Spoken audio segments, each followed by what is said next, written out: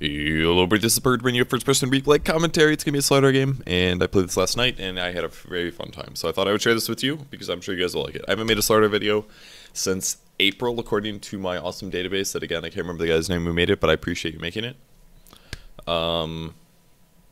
Yes. I was playing with Aosin, with Ken from Smash, and praise be to E, Sama is Heyoka from Team Liquid.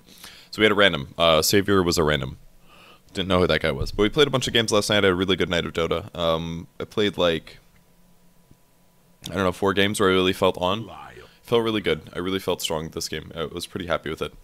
So I felt very on, basically saying that I felt like I was playing at full capacity, more or less, and I didn't make too many mistakes, and I was like always in a good mindset. I don't know if it was just diet or what, but I had a pretty productive day yesterday. I got a bunch of little things done.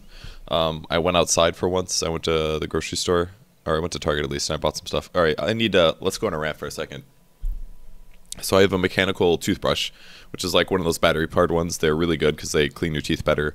As soon as I got one, I saw like marked improvements at my dentist appointments. They were like, oh wow, your teeth are looking really good.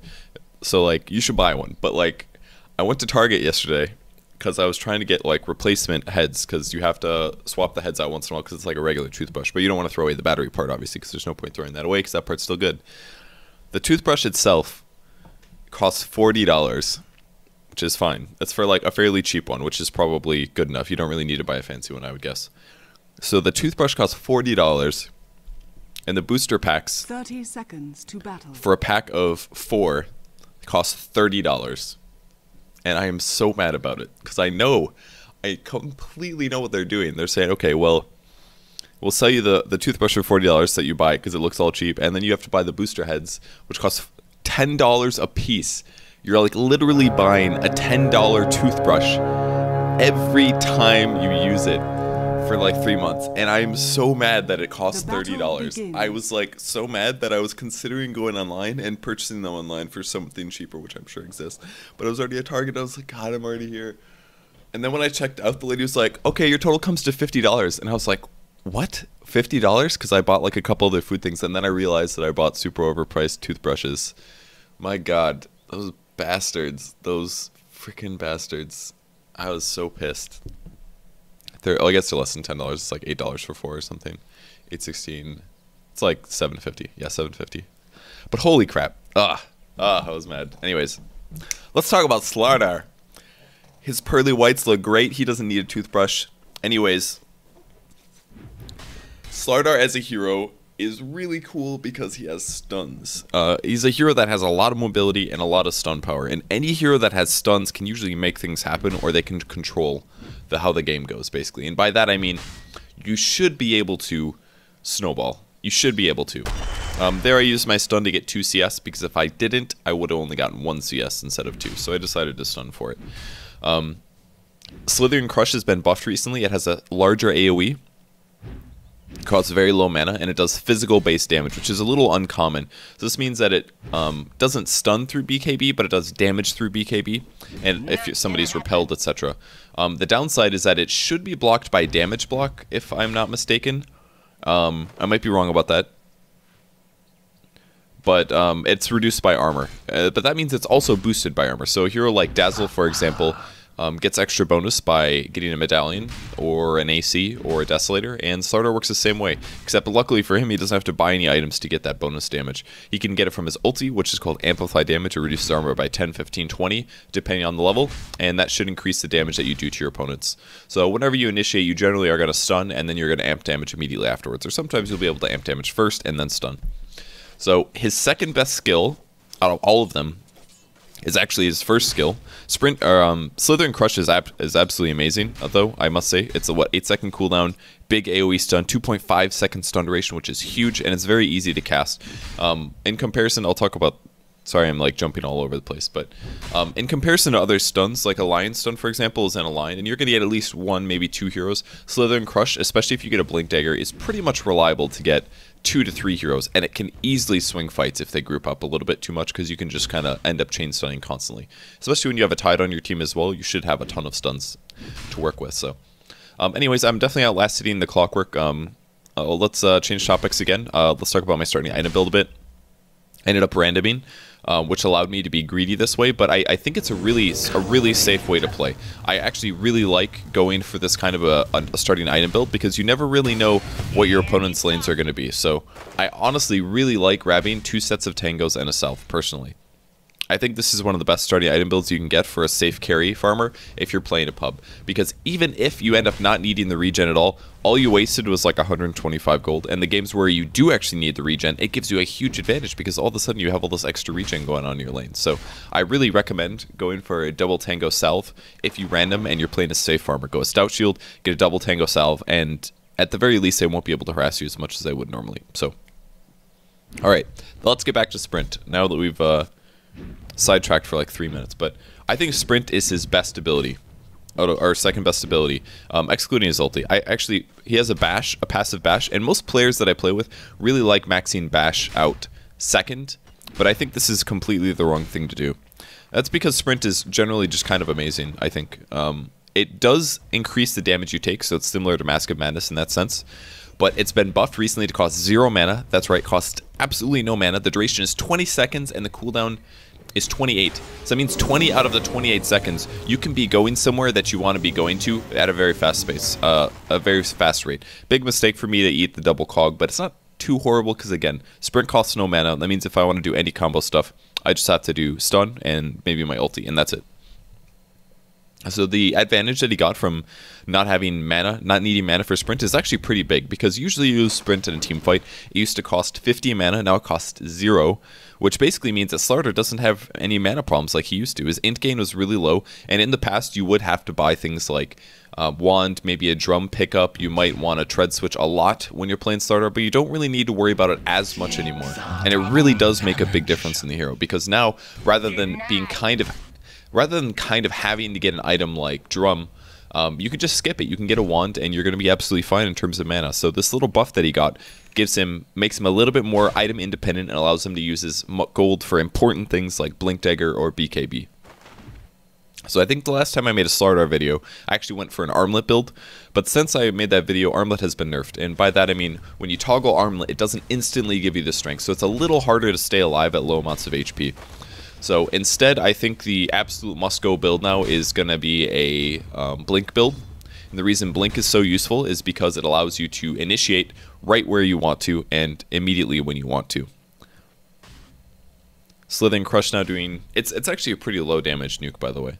200 physical is not very much at all, but that's kind of the offset for it being such a good stun, so it makes sense. What was I talking about? Armlet. Okay, Armlet I think is not very good anymore, so I say it's okay. You can get it if you want to go for a DPS build. I baited him out the battery assault here. I actually didn't have any intentions of diving him here, but I thought that I would at least pressure him, and I like doing that once in a while when I lane. You guys will notice it probably a lot in my play. Even if I don't feel like I know that I can go in, I'll just face check them a little bit. And this does two things. First of all, it intimidates them, which is important to do because it makes them a little uneasy. They might think, oh god, am I getting ganked? Am I getting ganked? And number two, it also, what's the word? Exerts my dominance over them. So it lets me know how good they are. Because, for example, the Clockwork got scared right there. He's versus a Slardar and a Tide, who are both melee heroes. And unless some mid-hero ends up showing up in the lane, there's very low chance of him dying. So, for example, if I was playing the Clockwork in that situation, I would have been like, okay, I just maybe would have cogged in the Slardar and used Battery Assault. Or maybe I would have been aggressive. And yeah, of course, sometimes this gets me killed, but it does give me a lot of lane dominance here. Now, I could have gone for that harder if I really wanted to, but I decided against it. I just kind of wanted to harass him a bit. And the benefits that I got out of it, I reduced his armor by 10 first, because I knew I was likely to be within range, and then I stunned immediately afterwards. I did a vision of him there. It doesn't show, again, when you use amp damage or track, it doesn't show heroes, but I did amp him first. Amp damage acts similar to track. It gives vision, but it reduces armor instead of giving like track gold and all that other stuff. So it's actually a lot stronger than track in terms of solo killing power. It's actually a very, very strong skill. Really useful and counters a ton of different heroes. Like a lot of tanky heroes like Alchemist and Clockwork are just hard countered by Slardar because of the fact that amp damage just makes them absolutely shred. So trading very mana efficiently against the Clockwork is really important. And again, the thing that I said about lane dominance. I just know that I'm likely to bully him based on his reactions. He didn't stay in lane very long in the early game, things like that. So I have lots of little tells that allow me to play based on how I feel he's going to play. It's like I'm basically feeling out my opponents so that I can read them. And I felt so on this game. I felt really, really good. And that was maybe one of the reasons. So first major purchase as Slardar should always be treads in my opinion. I've seen some players go blink before treads, but I don't think this is the right build. The reason for that being that you really want attack speed, because you're always trying to kill a hero and single target damage. You're basically killing due to right click, so you need attack speed. So the extra strength gives you more HP because you're going to be diving. It gives you more damage because you have more strength. And it gives you more attack speed, which means more hits in a short period of time, which you definitely need.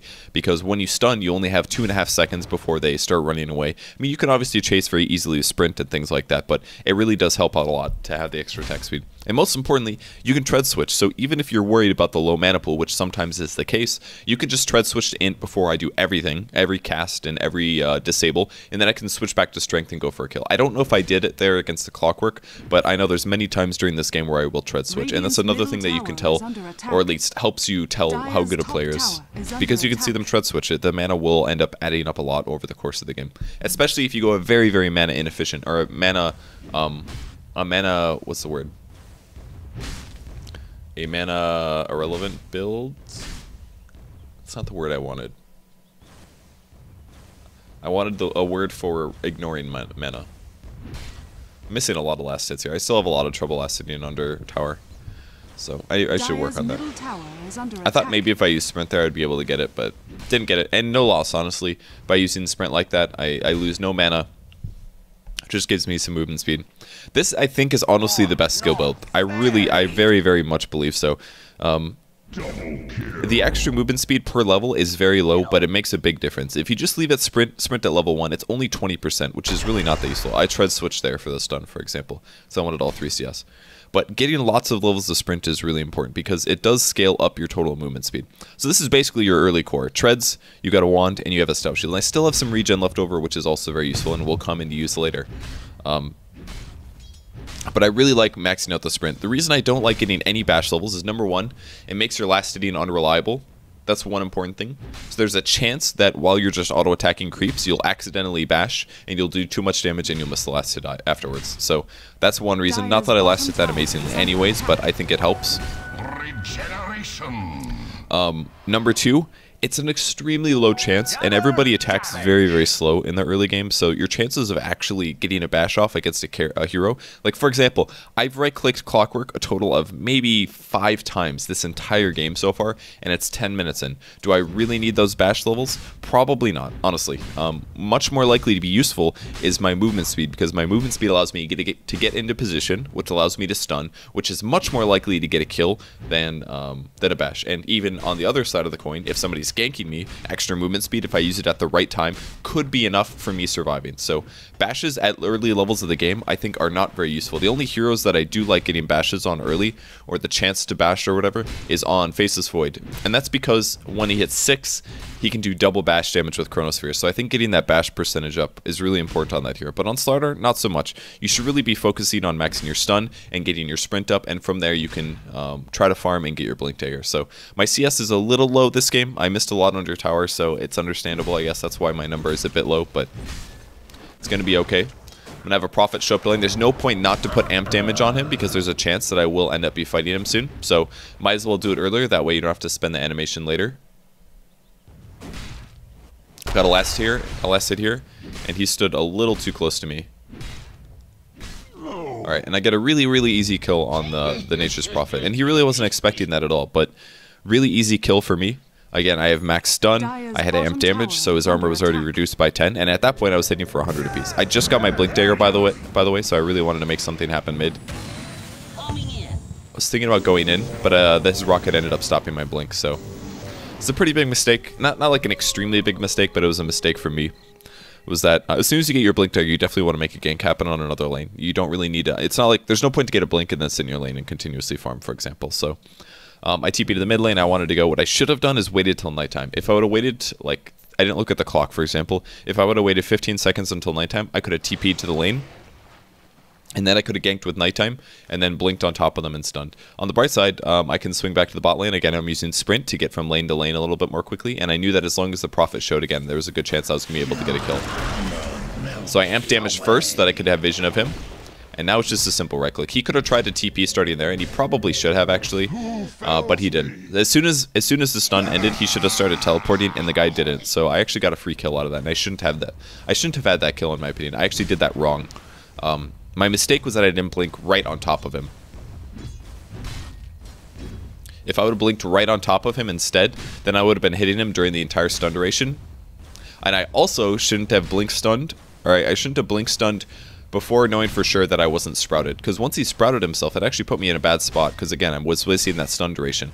So normally what you want to do is if I blink in and he sprouts himself, I would save the stun for at least a second, probably 2 seconds, because he's likely to be teleporting out, and I want to wait the maximum amount of time. I want to make sure that he wastes the sprint duration. I did a really short range blink there because I was worried about getting hookshotted. And since he was under tower, I was just going to amp damage him to increase the damage he takes. And I have to be a little careful. I actually did get mana from the Coddle here, which helps a lot, but let's try to amp damage again. So yeah, if the Prophet sprouts himself and I haven't stunned it, you should wait at least a second and a half, and then you stun, because that'll stop his TP, and then his sprout will end shortly after that. My HP was really low, so I decided to use Blink to dodge the rocket. It's like some action is happening over here. I really don't want to fight right now because my HP is pretty low. So I decided at this point that I wasn't really helping myself very much, so I needed to go back to base. And again, here's the 4 levels of sprint being really useful. My movement speed isn't quite capped out, so this is being useful.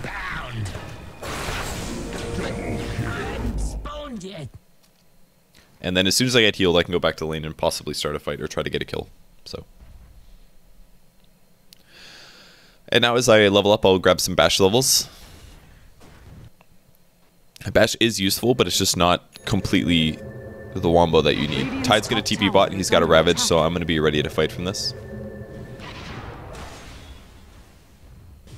I was kind of hoping the Tide would go onto this at the same time as me, but he did not.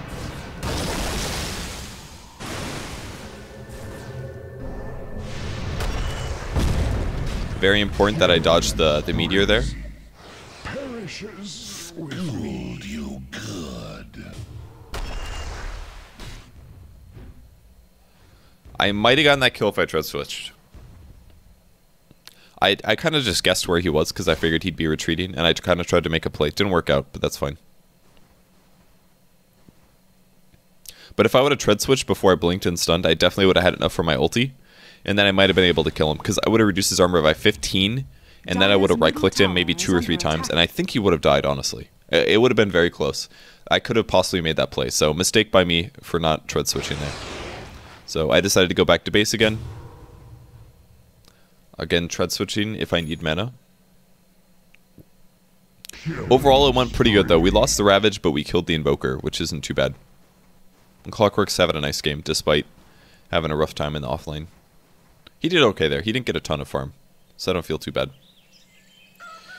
Just keep my TPs back up a bit, and I'll buy an Ogre Club, because I do want to get a BKB this game. This is a game where you kind of have to get BKB. Look at the heroes they have. They have Invoker, who has Cold Snap and Forged Spirits, so like, you saw it in the last fight. If I get Cold Snap, I'm going to take a ton of damage. I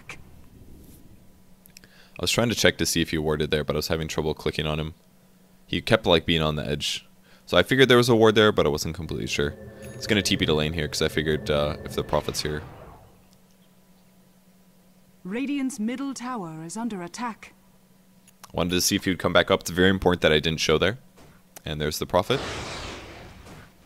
His HP is also really low, so...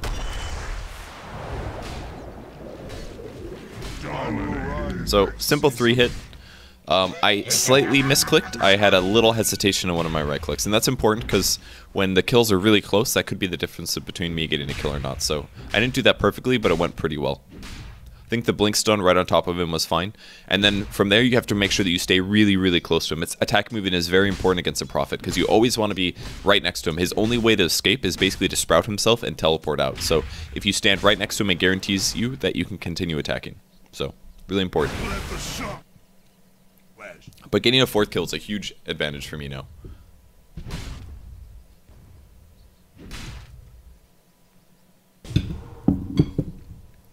Now that I have 4 kills and this many CS, it should put my GPM pretty high. My net worth is second highest. This is higher than the save for me in PA. I don't know exactly what she has, but looks like she is going for a Treads Battle Fury.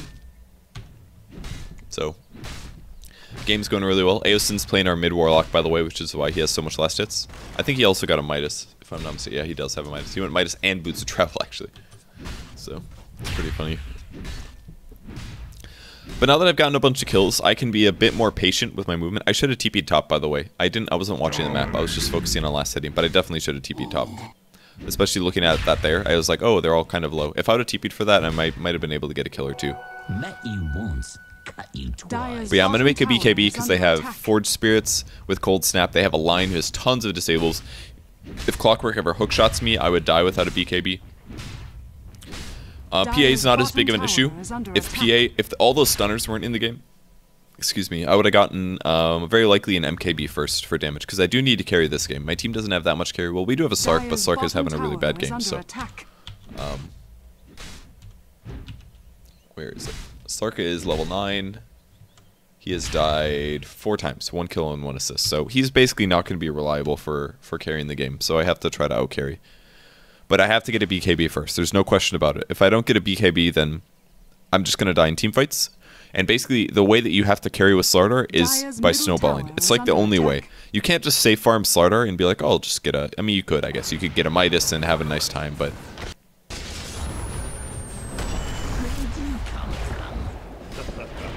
I was luckily able to 3-shot him.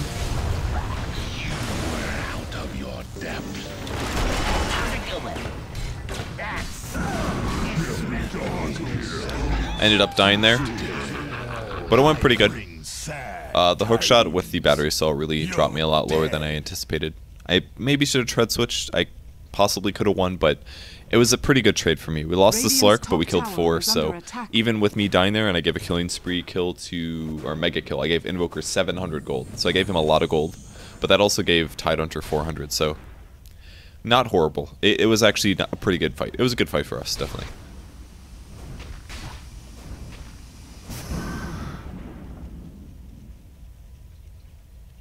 I've also hit level 14 now from all the kills and the experience and stuff, so I've got 4 levels of bash now. 25% chance to do 70 physical damage. The reason it's physical, most bashes are magical, but this one is physical because it was a buff to Slardar to make amplify damage more useful, which makes a lot of sense. It also, very cool, makes bash go through BKB. So most bashes, normally you can just pop a BKB and then you take less damage, but if bash that's physical, that means it'll go straight through it. Amp damage is another one of those abilities that's actually useful because it goes through magic immunity. So as a whole, Slardar's really darn good against magic immunity units. You won't be able to stun them with Slithering Crush, but it will do the physical damage. And you can also just bash and right-click through it, because you can always cast amp damage.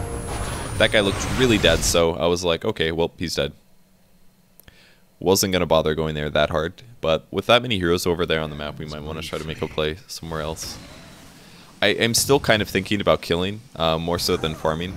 We did already get the tier 1 bot, so me farming down there won't accomplish that much, other than some passive farm. So.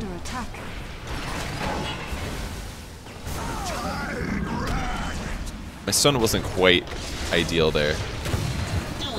And then I did something really dumb, and I YOLO'd in. That was really dumb. That was like really, really bad. The reason it was so garbage is because our Warlock was already dead. Our Tide died as I initiated, so we were already 3v2, and there's like a bunch of stunner heroes. I just bought back for this, by the way. Middle tower has fallen.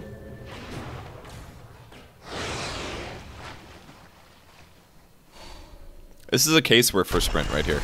Obviously, I'm already really highly leveled, but the extra sprint movement speed really does make a big difference.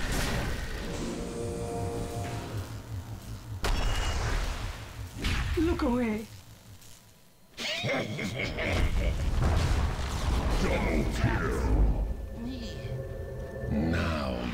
So it actually went okay. I almost never buyback, but that buyback was completely worth it. I got 2 kills out of it, so I still got gold, despite dying. When you buyback, you can't get unreliable gold. Unreliable gold is things like creeps, I think towers count as reliable gold now, but things like creeps and neutral creeps and stuff like that, that's all unreliable. So you don't get gold from that when you buy back, but if you get hero kills and you're around kills for heroes, then you do get the gold. So I probably ended up losing a few hundred gold tops from that because I got 2 kills. It would have been nice to get all 3, but I didn't, unfortunately.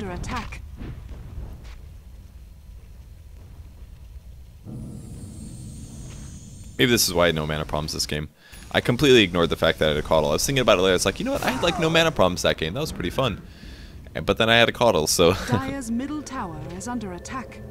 Clockwork TPing is a little scary. Again, if he catches me, I'm very likely gonna die. So this might be a good time for me just to go back to base and heal. So, or I'll just run across the whole map. So, I mean, you honestly have a free haste.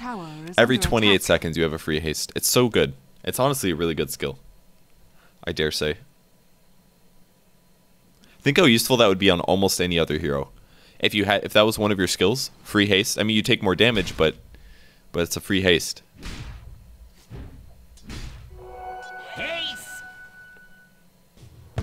I knew the rocket was coming to me because I heard the sound and I saw him in the river. So I decided to spend some mana in exchange for avoiding the damage because my HP was more critical at that point than my mana was. I was also worried about getting ganked by the clock, but at this point I see that they're all in the river, so... Oh yeah, I was asking him to salve me, that's why I was standing there for so long. So this prevents me from having to go back to base, and this is one of the downsides to the item build that I went for, is that I don't have any HP regen. And it's honestly one of the main things that you should be a little concerned about if you are playing a carry hero, or a hero that needs farm to win usually, because you do have to continue farming. If you're not on the map, you're not farming, and you're not progressing your item build, especially after fights happen and you're at half HP or 3/4 HP. If a fight starts, you need to be there most likely, and you might not be there because your HP isn't full. Because you can't fight those fights basically if your HP is missing a lot, so... Very important that you have some kind of HP regen item, or some way to get in and out of bases really fast, so that you can heal and get back to the action a little bit more quick. So they're pushing now. There's a good chance that we're going to have to fight soon. Again, I still have a TP scroll in case that does happen. We can also look at the gold graph and stuff like that. Looks like they have a very slight advantage, but we did have quite a bit before... This is right before all the huge swings fight. They killed the Warlock, and then I threw my life away, and PA killed somebody, they got a tower, but then I got a double kill at least, so this little jump up was from the double. Let's look at EXP as well.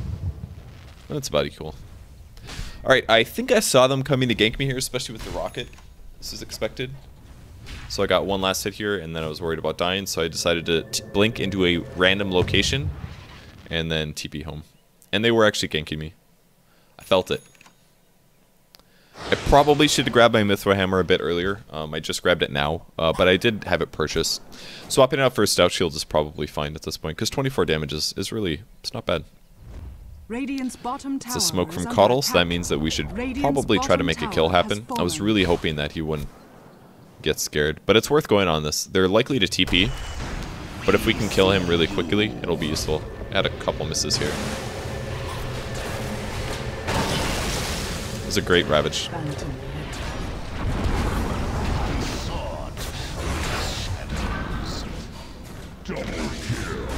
Again, tread switching.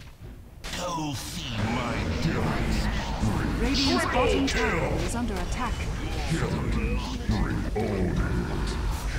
And it's really important that you honestly just stay around and try to help as long as possible. I was pretty worried about a Nature's Prophet at this point. Dire's middle tower has fallen. So I decided to do a random TP out. Radiant's bottom tower is under attack. He's still pushing our bot tower. But yeah, even if you're really low, you always have to sit around and look to see if you have the option to do something else. Because if I went to Blink Stun there, there's a chance that I wouldn't have, that the Invoker just simply wouldn't have died. I'm sprinting to the bot lane now. I'm just going to blink to get a little bit closer. Because I figure there's a chance that he'll escape by then. Like, the tower's almost dead, so. And there we go, we're going to get a little kill. I don't know if he had a Lothars or anything. He had nothing. He literally just had an Orchid. What he should have done, I guess he didn't see me coming, but if he knew that I was coming, he should have Orchided me and then TP'd, and then he would have made it. But the Prophet's decision making is not very good, as you guys can tell. The MMR bracket that we were playing at here is a bit lower because of Ken and Heyoka.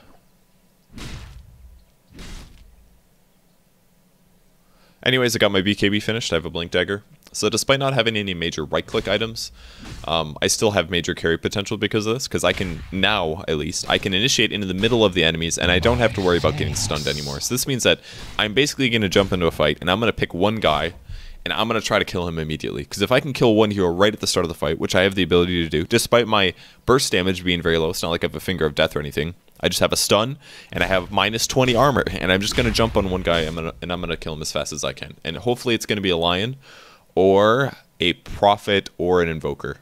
Easiest kill is going to be lion. The most important kill would be invoker. Again, I'm going to use sprint here to gank. Got to get here fast.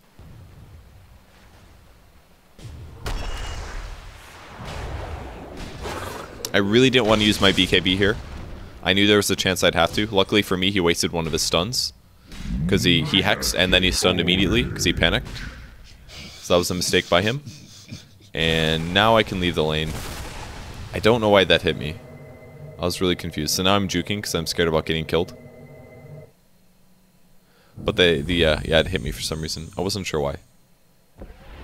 And then we saw an invoker mid. I was thinking about going in on him.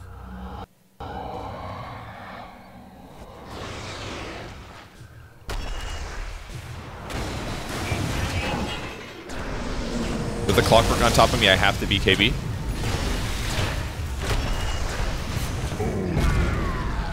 Stops the meteor from doing much damage either. Again, the amp damage really helps out. So, and that's exactly why you get a BKB. If I didn't have a BKB there, I very likely would have died, guaranteed. I had about 600 HP. I was battery salted in with a clockwork. I also stunned through his blade mail, which didn't matter because I'm magic immune, so blade mail damage does nothing to me.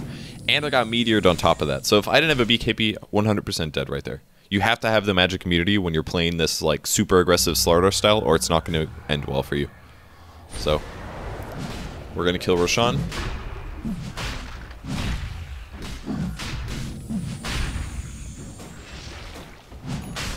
I decided to go for an AC next. Because AC is good on Slar. The extra attack speed really helps out too. I was planning to take the Aegis, so just making a little bit of space here. Roshan has fallen to the radiant. And I asked Aosin what he thought about my item progression here, because I wasn't completely sure. My first problem was that it's a PA, so PA has a ton of evasion, and I am kind of a right-click hero, so I need some evasion. By the way, I think I saw a hero go up here. I kind of blind blinked on that one, and luckily for me, the clock missed. But You never felt more shit, did you? Radiant's top tower is under attack. I don't know why I felt like going for that kill, but I was like, I can make a kill. I don't know. I read it. I can't explain it. I think I saw a hero or something, or I think I saw a line go that way, and I figured that he was farming, so I was like, okay, I bet line's gonna be here, so I'm just gonna blink on top of it, and if he's here, then I'll kill him. And that's exactly what happened. Luckily, the clockwork missed his hook. Even if he didn't, though, I would have had BKB and Aegis, so I wasn't that worried, but... And as you guys can see, I can cleave through illusions really fast, or, not illusions. Creeps really fast, and I knew the creep was spawning, so I needed to blink away. And then again, I'll kill the big one. So just farming occasionally on a hero like Slardar is pretty useful. Oh yeah, so I asked Aosin about item build. Against a PA, if I'm playing any kind of carry hero, I really like getting a fast MKB because it completely counters 4 of his skill points. And more than that, like 40% evasion is really, really strong. It makes it difficult to kill him and predict if you have enough burst damage to kill somebody, which is a huge deal. In a team fight, you have very limited amounts of times to make decisions on any kill. And if you miss the kill, or if you underestimate how much damage you have, or if you miss too many times and he's able to wand and get away, it's a huge loss to your team fight. Because you need to like use every bit of time that you use is really important. You need to like kill some guy in 4 seconds and then jump on the next guy. Because as soon as you run out of time, your BKB is gone and you're likely to die. So like breaking the evasion is usually a huge deal against a hero like PA. So I wanted to possibly get an MKB really fast to counter that. But the problem is that if I get an MKB, then I won't have an AC. And Aosin's reasoning was that the PA is really far behind in items. He's only got a blade or a Battle Fury, I think. Let's see. Yep, he's got a Battle Fury of Vlad's, and he's working on a BKB, which he almost has. So if I just get an AC really fast, it's going to be okay. If if PA was really far ahead and we had very little ways to deal with him, then it would be okay to get. But we saw these two guys coming over here, so I decided to come out last second. I tried to blink, I think, and then I kind of messed it up. Alright, now I'm going to BKB.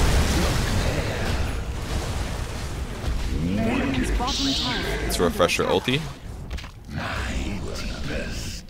Unfortunately, I wasn't able to get amp damage off on him. It's too bad I went for the invoker. We could have killed the PA. That fight could have been better.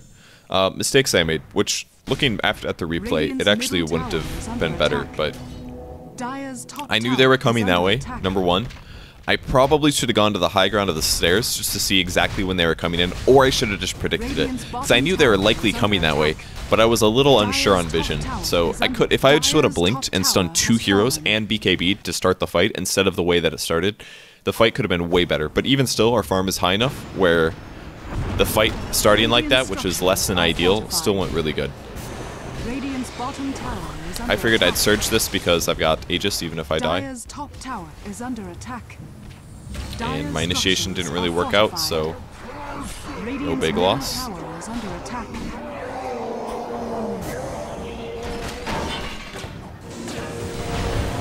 He looks really dead. There's no way we can save the Cuddle, so we told everybody to ditch here. Alright, so anyways, yeah, the PA doesn't have that many items, so me just grabbing an AC is going to be fine. It covers a lot of different points as well. It makes me very survivable against the PA because it gives me 15 armor. It gives my entire team 20 attack speed, and it also gives my entire team 5 armor. Entire team saying, like, if they're in my general vicinity, of course. Obviously not global. But the AC is really good for that. It also gives me -5 armor on opponents as well, which means that now I'm going to do even more right-click damage. At this point, I decided that TP scroll is more important than a wand, but I can go even more ham now, because all of a sudden I'm at 28 armor. This is where things get pretty useful with this hero. I mean, look at my damage. I get 4 attacks in before he can even get unstunned. And when you get a blink dagger and this kind of advantage, it just helps so much. So instead of going for like really typical damage items, you kind of just get a lot of utility on this hero. Utility and tank.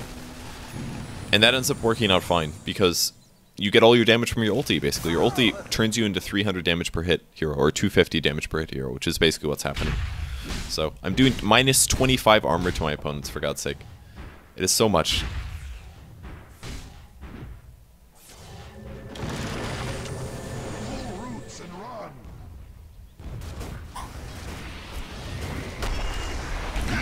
Again, I have an Aegis, so I can play really aggressive. I should have BKB'd there, but I did not. And now, since I'm so far ahead, I figured there was a good shot that I could just man-fight him. It worked out.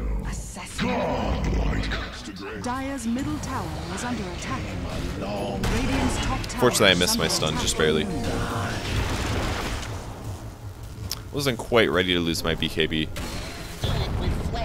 Or my Aegis, that is.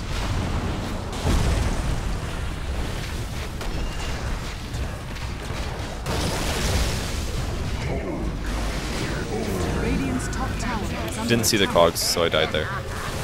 Dire's middle barracks are under attack. Radiant's top tower is Didn't miss that one. Dire's middle barracks are under attack. So this is basically what you should be seeing as a Slardar carry. It's like, it's not a very typical carry, but it's a lot about decision making and stunning and trying to burst down heroes in a short amount of time.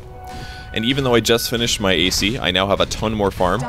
There's 5 dead heroes. I can push upper towers like this very simply because I have so much armor, and because I have -5 armor on my opponents and buildings and stuff. Dire's top barracks are under attack.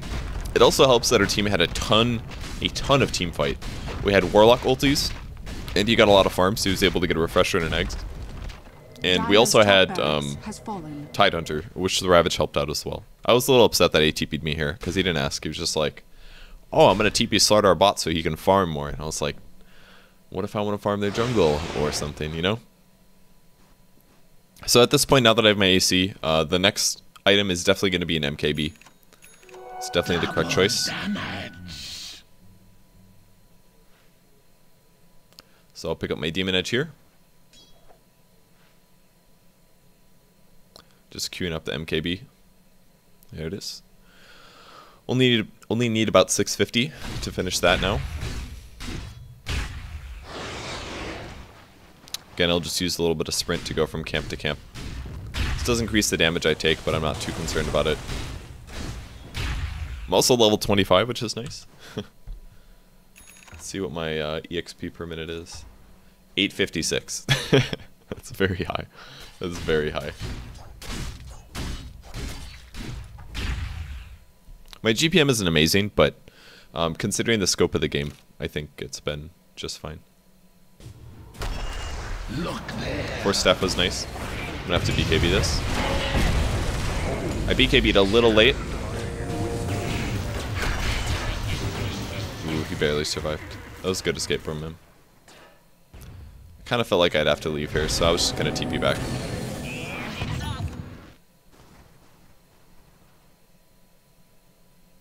So now is when I want the recall. Yeah, if I would have popped the BKB just a second earlier, I might have taken a lot less damage. Maybe it was like a PA crit or something, I don't know. But I had like 3/4 of my HP, and then I lost a chunk, and I went down to about half. And if I would have BKB'd a bit before that, maybe it would have gone better. Thank you. I also got my MKB from this. Funny hero, guys. Wicked sick. I feed you to my fiends. It's like my stun, guys. That's really good. Smoked. So next item after this is usually a Helmet the Dominator into a Satanic. Something like that is actually really good. In a really late game scenario for Slardar, he becomes extremely tanky based on his strength growth, which is good, 2.8. You also end up buying a lot of strength items, Black King Bar, Power Treads, things like that. So if you get a Satanic afterwards, it also pushes your armor into a ridiculous area, because I think Satanic gives... I don't know if it's just 5. I think it gives at least 5. I think it gives 5 armor. It gives you 45 damage, because you'll have... I maybe should have BKB'd that. Not sure. 5 armor, it gives you 45 damage, which is really, really good. Gives you a bunch of strength as well. Should have BKB'd there. Man, that was pretty epic. That last fight wasn't me. Before I blinked in there, though, I really should have BKB'd.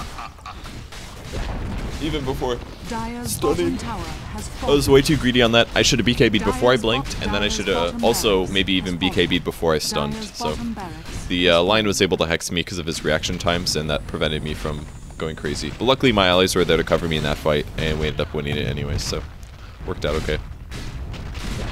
Dire's middle tower is under attack. Dire's structures are fortified.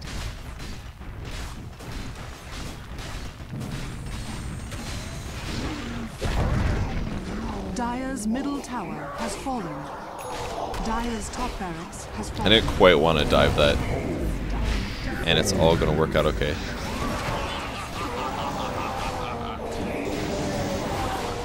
Dire's ancient is under attack. Radiant victory.